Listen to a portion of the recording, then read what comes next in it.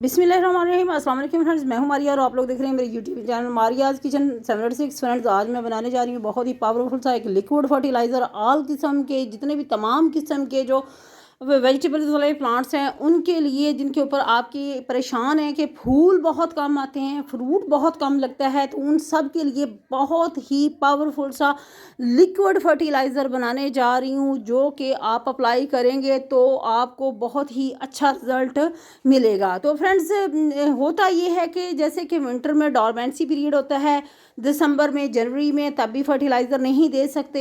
फिर क्या होता है कि जब ये समर स्टार्ट हो जाता है, गर्मी बहुत ज़्यादा होती है, तो केमिकल वाले जो प्लांट्स होते हैं, केमिकल वाले जो फर्टिलाइज़र होती हैं, वो प्लांट्स के लिए हार्मफुल होते हैं और हमारी हेल्थ के लिए भी अच्छे नहीं होते। इसलिए आज मैं बहुत ही पावरफुल सा organic liquid fertiliser tomato plants के लिए, चिली प्लांट्स के लिए और हर किस्म की वेजिटेबल प्लांट्स के लिए आपको बताने जा रही हूँ, जो कि आप बिल्कुल फ्री ऑफ कॉस्ट अपने घर से ही, अपने किचन से ही लेके वो इसके ऊपर अप्लाई करेंगे। तो फ्रेंड्स, ये जो टमाटो का प्लांट है, ये माशाल्लाह से इसको मैंने चंद दिन पहले ही जो है एक और लिक्विड फर्टिलाइज़र दी थी, जो कि मैंने दूध से बनाई थी, और उसका भी बहुत ही अच्छा मुझे जो है ना रिस्पॉन्स मिला।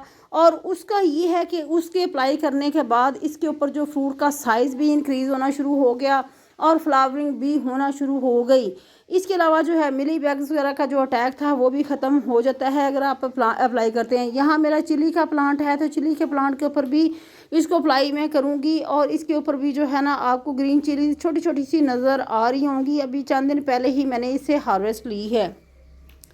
तो फ्रेंड्स, कौन सा आपने अप्लाई करना है, जो फर्टिलाइज़र है, लिक्विड फर्टिलाइज़र है, वो मैं आपको बता देती हूँ। लेकिन इससे पहले जो है ना, यहाँ आप देख सकते हैं कि अगर जैसे ही आपके ये जो टमाटो प्लांट है, इसकी जो हाइट बढ़ना शुरू हो जाए, तो इसके साथ जो स्टिकिंग वगैरह ना वो लगाना शुरू कर दें, ताकि आपका जो फल है ना वो ज़ाया ना हो। और क्योंकि फल जो है ना उसका साइज़ जो है ना वो हैवी होता है, इसलिए ये टमाटो का जो प्लांट होता है ये बहुत ही नाजुक होता है, इसको हमें अरेंज करना पड़ता है। यहाँ फ्रेंड्स, मैंने ले ली हैं अपने किचन से भिंडियाँ, जो है वो मैंने कल बनाई थी, और उनको मैंने भिगो के यहाँ जो है ना मैंने रखा हुआ है ओवरनाइट के लिए। और ओवरनाइट के लिए रखेंगे तो इसमें बहुत से विटामिन्स होते हैं, जो कि पौधे के लिए, पौधे की ग्रोथ के लिए बहुत ही ज़बरदस्त है। तो ये ऑर्गेनिक फर्टिलाइज़र, लिक्विड फर्टिलाइज़र जो है, ये हमारा यहाँ बन के रेडी हो चुका है।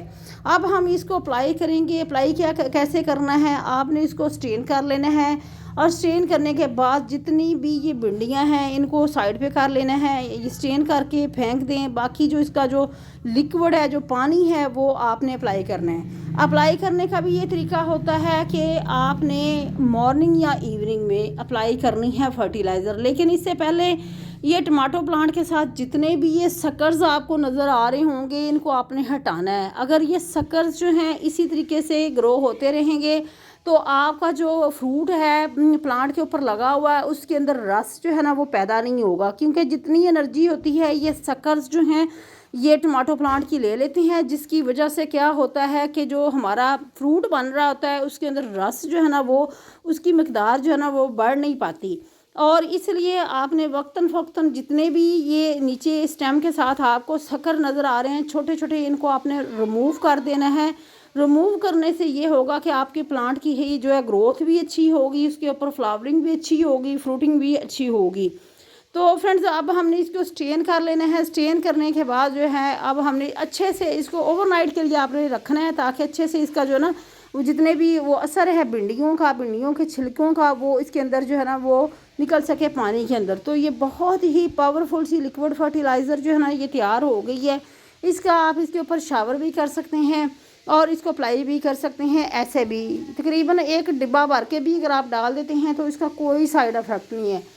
तो फर्टिलाइज़र अप्लाई करने का हमेशा मैं आपको तरीका बताती हूँ कि फ्रेंड्स कैसे अप्लाई करना है। आपने मॉर्निंग में या इवनिंग में आपने इसको अप्लाई करना है, क्योंकि अगर आप दोपहर जब फुल गर्मी होती है अप्लाई करेंगे तो वो पौधों को नुकसान पहुँचाएगी। उसके जो है ना वो स्टेम जो है उसमें हीट भरी होती है, जो रूट्स होती हैं उसमें हीट जो है ना वो मट्टी में जो, चूँकि ज़ाहिर बात है आजकल गर्मी ज़्यादा है, इसलिए जब मट्टी में तपश होगी तो वो पौधों को पानी आप डालेंगे एकदम से, तो क्या होगा कि पौधा जो है ना आपका वो मुरझा जाएगा।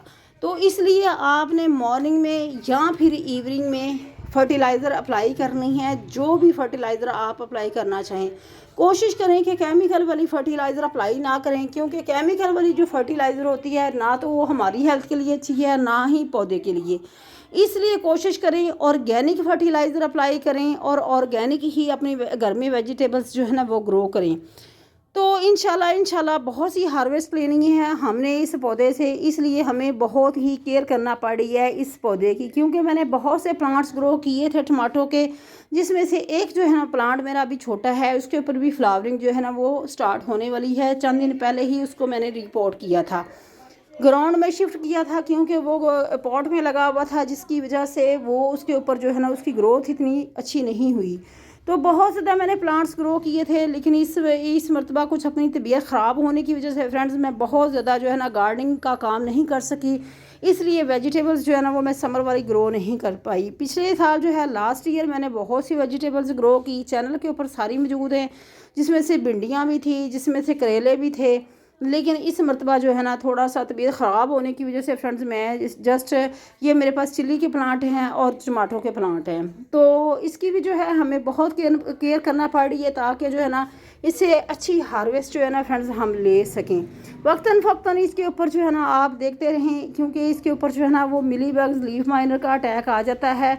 इसलिए जैसे ही आप देखें कि इसके पत्ते के ऊपर इस तरीके का कोई आपको ये डिज़ाइन सा नज़र आ रहा है, तो आप फ़ौरन से इसको अपने पौधे से अलग करके फेंक दें। गार्डन में नहीं फेंकना, आपने बाहर फेंकना है।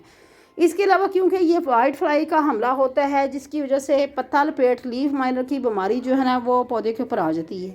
अगर ये एक दो पत्ता है तो उसको फ़ौरन से पहले आप रिमूव करें, अदरवाइज़ ये आपका जो प्लांट है अगर इसके ऊपर फुल अगर ये हमला हो जाता है सारे प्लांट के ऊपर, जो है ये सारे पत्तों के ऊपर ये बीमारी फैल जाती है, तो फ्रेंड्स आपकी सारी जो मेहनत है वो रायगां चली जाती है। इसलिए कोशिश करें वक्तन फ़क्तन इसके जो लीफ है उनको टर्न करके देखें ऊपर नीचे। अगर कोई भी किसी भी किस्म का कोई आपको ऊपर कोई मिली बग या ये वाइट फ्लाई का अटैक नज़र आ रहा है, तो आप क्या करना है, आपने इसके लिए मेरे चैनल के ऊपर बहुत सी वीडियो मौजूद हैं, आप देख सकते हैं। जो पेस्टिसाइड स्प्रे जो हैं वो मैंने बनाए हैं, तो आप वो अप्लाई कर सकते हैं। इसके अलावा फ्रेंड्स आपने क्या करना है, इसके अलावा आप जो है ना अपने किचन से लें अपना कोई भी जो है लिक्विड, ये होता है ये लेमन मैक्स या कोई भी आप ले लें, जो साबुन आप इस्तेमाल करते हैं, सर्फ इस्तेमाल करते हैं, डिटर्जेंट पाउडर जो होता है वो लेके आप उसको पानी में डिज़ोल्व करके उसका भी स्प्रे करते रहें। शैम्पू ले लें, शैम्पू जो है वो तो हर वाशरूम में मौजूद होता है, वो लेके आप थोड़ा सा शैम्पू डालें, पानी के अंदर मिक्स करें और इसका वक्तन फ़क्तन 2-3 दिन बाद जो है ना स्प्रे करते रहें, तो आपका प्लांट जो है वो बीमारियों से जो है ना वो महफूज रहेगा और आपकी मेहनत जाएगा नहीं जाएगी। तो फ्रेंड्स इस तरीके से आप अपने प्लांट को बचा सकते हैं। तो ये थी फ्रेंड्स आज की वीडियो। आई होप आपको आज की वीडियो अच्छी लगेगी। चैनल पे न्यू है तो चैनल को सब्सक्राइब ज़रूर किया करें, क्योंकि बहुत मेहनत से वीडियोज़ बनाई जाती हैं फ्रेंड्स। अल्लाह हाफिज़।